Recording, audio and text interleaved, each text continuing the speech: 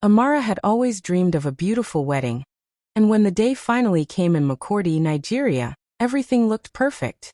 The flowers were fresh, the music sweet, and her dress sparkled like something out of a fairy tale. She was marrying Tajudeen, handsome, rich, and confident. Everyone said they looked like the perfect couple. But behind the smiles and glamour, something didn't feel right. Her cousin had warned her before, saying Tajudeen was too proud and had a bad heart. But Amara was in love, or at least she thought she was. Maybe she just wanted it all to work so badly that she ignored the signs. During the vows, Tajudeen didn't even look into her eyes.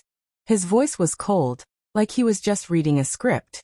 At the reception, he barely touched her or smiled. He looked distracted, bored even. Guests noticed, whispering behind their glasses of champagne.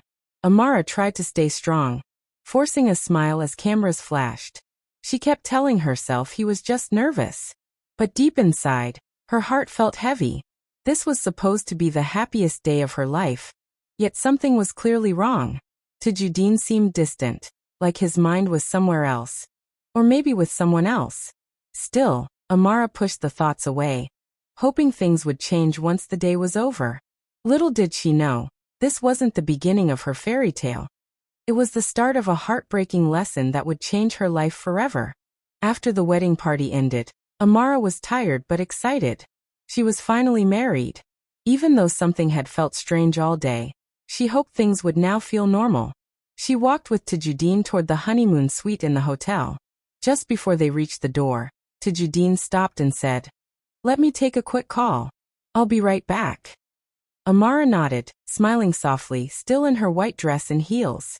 She stood outside the room, waiting patiently. 10 minutes passed. Then 30. An hour. She sat down on a bench in the hallway, her smile slowly fading. It was getting late. Guests had left, the halls were quiet, and Amara's eyes kept looking toward the elevator, hoping to see him. But he didn't come back.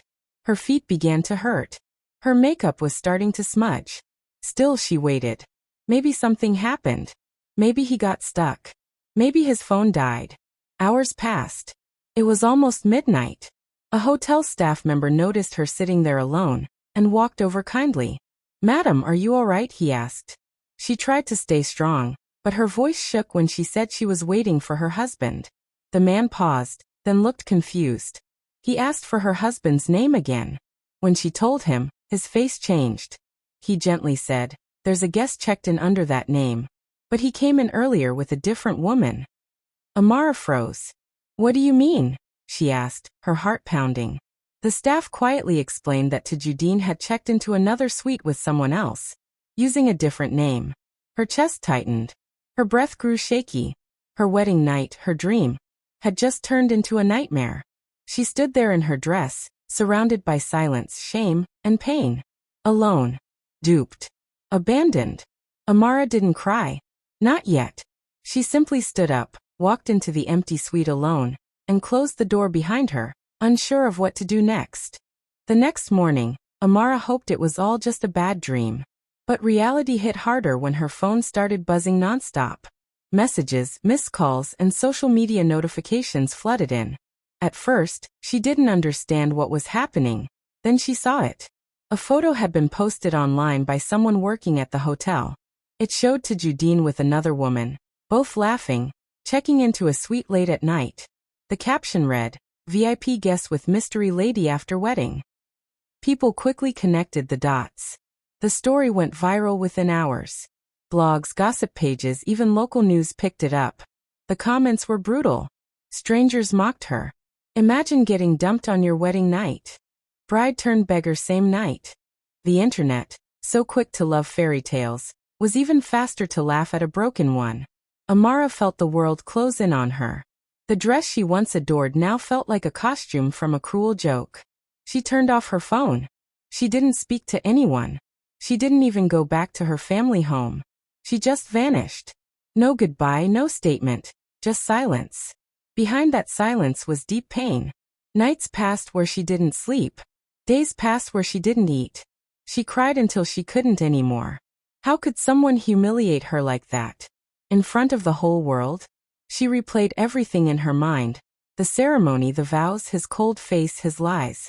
But Amara didn't want pity. So she stayed hidden, far away from the noise, from the laughter, from the cameras. Alone with her thoughts, her shame, and the shattered pieces of her heart. It wasn't just heartbreak, it was public destruction. Everyone saw it, talked about it, joked about it. And in that silence, she grieved not just the loss of a husband, but the death of a dream she once believed in with all her heart. While the world laughed at her pain, Amara stayed hidden, broken and silent. But far away in Kumasi, Ghana, someone was watching, not with mockery but with quiet concern. Kwame, her childhood friend, saw the viral posts and the cruel comments. He remembered the little girl who once shared her lunch with him in school. The one who always dreamed big and smiled brightly. That smile was gone now, buried under pain and shame. Without saying much, he reached out. "Come with me," he said gently. "You don't have to face this alone." Amara didn't argue. She had nothing left to hold on to. Kwame flew her out of Nigeria to Cape Town, South Africa. The moment the plane landed, she felt the air was different, softer, freer. He gave her a beautiful place to stay near the ocean. No cameras, no gossip, no questions. Just peace. For days she said little. But Kwame didn't push. He simply checked in with kind words and warm food, reminding her who she was before the heartbreak. He didn't offer pity. He offered power. "This pain," he told her, "can build you or break you. You get to choose." Slowly, something inside Amara began to change. She started journaling. She went for long walks by the beach. She read books about strong women. She spoke with other women who had survived betrayal, heartbreak, and shame. Piece by piece, her spirit returned. Not the same as before. This version of her was wiser, tougher, and full of fire. Kwame believed in her even when she didn't believe in herself. He reminded her of her strength, her dreams, her worth. And with every sunrise over the Cape Town waves, Amara let go of the past, not to forget it, but to grow from it. The world had mocked her, but she wasn't finished. She was just getting started. 1 year after her painful wedding and public heartbreak, Amara was no longer the woman who sat outside a hotel room in tears. She had changed. The silence, the grief, the healing, all of it had shaped her into someone new. With strength in her heart and fire in her eyes, she decided to start over, not just for herself but for other women like her. Together with Kwame, her loyal childhood friend who never left her side, she co-founded a new company, a bold, all-women property investment firm. They called it Amara Holdings. But this wasn't just a business. It was a mission. Amara wanted to help women who had been hurt, abandoned, or left behind. She knew how it felt to be laughed at, to feel small, to feel like life was over. So she created jobs and gave housing to single mothers, divorcees, and women with nowhere to go. She trained them to manage properties, make smart investments, and stand on their own feet. These women didn't just work for her. They grew with her. The company started small, but it moved fast. Within months, Amara Holdings was being talked about in business circles across Africa. Investors were impressed, not just by the profits, but by the purpose. News outlets wanted interviews. Awards started coming in. But through it all, Amara stayed humble. She didn't want to be famous. She just wanted to build. Behind the scenes, Kwame stayed quiet. He was her silent partner, the man who had rescued her without asking for anything in return. He believed in her before the world did. And Amara never forgot that. Now, the same world that once mocked her was cheering her on. She had taken the deepest pain of her life and turned it into something powerful, something that gave hope to others. Amara Holdings wasn't just a company. It was proof that even after the worst kind of betrayal, a woman can rise, stronger, wiser, and unstoppable. Life has a strange way of teaching lessons. Tajudeen, once proud and full of himself, found out the hard way. After running off with another woman on the night of his own wedding, he thought he had won. But nothing lasts forever, especially when built on lies. A year later, the woman he ran away with left him. She didn't just leave. She emptied his bank account, sold his car, and disappeared. On top of that, he made a bad investment that failed badly. Tajudeen lost everything: his money, his business, and his reputation. For the first time in his life, he was desperate. He started applying for jobs, hoping someone would give him another chance. One day, he found a listing for a high-paying position at a successful property investment firm. The company was making waves across Africa, known for its bold leadership and fast growth. He didn't think twice. He needed the job. He fixed his resume, put on his best suit, and walked into the tall glass building with hope in his heart. But as he stepped into the office and looked at the interview schedule, his smile faded. The company's name? Amara Holdings. The CEO listed for the interview? Amara Ease. His heart dropped. He tried to convince himself it was just a coincidence, but deep down he knew. This was the same woman he left standing outside a hotel room in her wedding dress. The same woman the world once laughed at. Now, she was the boss. And he was the one begging for a seat at her table. As he sat in the waiting room, nervous and sweating, he had no idea what to expect. The man who once thought he was too good for her was now hoping she'd give him a job. He had locked her out of his life with no explanation. And now, without knowing it, had walked straight into the empire she built from that pain. Karma didn't knock gently. It walked in wearing heels and held a resume in its hand. The door to the boardroom opened slowly, and in walked Amara, tall, graceful, and powerful. She wore a sharp navy blue suit, her hair perfectly styled, her heels clicking against the floor like a drum of confidence. Her presence filled the room before she even said a word. Tajudeen, sitting at the table, looked up and froze. His eyes widened. His mouth dropped open slightly. For a moment he couldn't breathe. It was her. The woman he had left behind without a second thought. The woman he had humiliated in front of the whole world. She was now standing in front of him, not as a broken bride, but as a CEO. Amara walked toward the head of the table, calm and collected. She placed her tablet on the table, looked directly at him and smiled. "Welcome to the table you locked me out of," she said. Her voice was cool but clear. The silence that followed felt heavier than any words.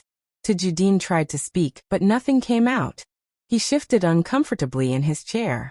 She picked up his resume, scanned it briefly, then looked back at him. "Your CV is weak," she said, her voice still steady. "But your character? Even weaker." Tajudeen blinked, embarrassed. The same man who once walked away without looking back was now sitting there, speechless, in front of the woman he underestimated. Amara didn't shout. She didn't cry. She didn't show anger. She didn't need to. Her success spoke louder than any insult he could ever throw at her. She had rebuilt herself. She had created something powerful. And now he was sitting in her office hoping for a chance, the same chance he never gave her. Tajudeen sat in silence, his pride shattered, while Amara stood tall, in full control. She had no plans to hire him. She didn't need revenge. This moment was enough. She didn't rise to prove anything to him. She rose to prove something to herself.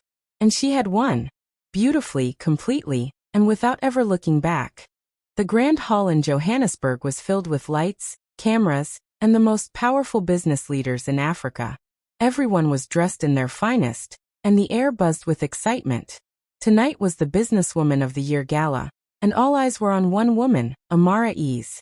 She walked in gracefully, wearing a golden dress that shimmered under the lights. Her name had been trending for months. Her company, Amara Holdings, was changing lives across the continent. But it wasn't just her success that amazed people, it was her story. As she stepped up to receive her award, the room erupted in applause. She smiled, calm and collected. The woman who had once been laughed at was now the one everyone wanted to interview. After the ceremony, reporters rushed toward her, eager to ask the question that was on everyone's mind. "Amara," one of them called out, "how did you deal with that betrayal? The wedding? The humiliation?" Amara paused for a moment, then looked at them with a quiet strength in her eyes. "Forgiveness," she said slowly, "is expensive." She smiled softly and added, "And I'm too rich to hand it out for free." The crowd gasped, then clapped again. Her answer wasn't loud, but it hit hard. It wasn't said with bitterness, it was said with power. She didn't need to shame anyone. Her success was already the loudest revenge. She had taken her heartbreak and turned it into a legacy. That night, Amara didn't just win an award. She won the respect of millions. She showed the world that you can rise with grace, shine without shouting, and win without needing to destroy anyone. Tajudeen, who once saw her as weak, was now nowhere to be found in this world she had built. Amara's victory wasn't just personal. It was public, unforgettable, and unstoppable. And in that golden spotlight, with her head held high, she proved that the best karma is becoming everything they said you'd never be. It was a quiet evening in Lagos. The sky was painted orange, and the tall gates of Amara's mansion stood strong and closed. Inside the house, everything was calm, peaceful. A clear sign of how far she had come. Amara was no longer the woman left crying in a wedding dress. She was now powerful, respected, and fully in control of her life.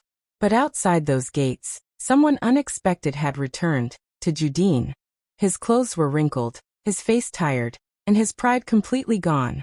He stood there like a lost man, looking up at the house he once believed she could never own without him. He begged the security guards, trying to explain himself. "Please. I just want to talk to her," he said. "Tell her I'm sorry." His voice cracked. His hands shook. This was not the same proud man who once walked out on her without a word. The guards were confused. One of them called Amara, asking what they should do. She walked to the balcony, saw him standing there, and took a deep breath. The past flashed in her mind. The wedding, the cold stares, the silence, the hotel door that never opened. Then, with a calm voice, she said something that made everyone pause. "He locked me out once," she said, eyes still fixed on him. "It's only fair he learns how it feels." The guard nodded and turned him away. Tajudeen stood frozen. He had come looking for forgiveness, hoping she would open her doors, maybe even her heart. But now, for the first time, he understood what it meant to be locked out. Not just of a house, but of someone's life. Amara turned and walked back inside. Her step steady and slow. She didn't smile, she didn't cry. She had nothing left to say. This moment wasn't about revenge. It was about peace, hers. The gate stayed closed behind her, and this time, she held the keys. Amara stood still for a moment, watching as the guards turned Tajudeen away. She didn't feel hate or anger, just peace. A peace she had earned after so much pain, so many tears, and a long journey of healing. As she turned to walk back into her home, she heard quiet footsteps behind her. It was Kwame. Always there, always calm, always supporting her without needing the spotlight. He gently placed a hand on her shoulder, his touch full of comfort and quiet strength. She looked ahead, her eyes soft but focused, and whispered just loud enough for him to hear. "I never needed revenge. I just needed to win without him." Those few words said everything. She hadn't built her life to prove a point. She hadn't grown her business to hurt anyone. She did it for herself. For her peace. For every woman who had ever been left behind, just like her. Together, she and Kwame walked toward the house. Not rushed, not dramatic, just steady and sure. The huge gates behind them slowly closed with a soft sound. This time, it was not her being locked out. She was on the inside now, in a life she built with love, strength, and hard work. And she held the keys. There was no need for one last word, no dramatic goodbye. The chapter had closed. The pain had served its purpose. Amara didn't just survive what Tajudeen did to her, she rose far above it. With Kwame by her side and the world now watching her with respect, she had her closure, done her way. Quiet, powerful, and full of grace.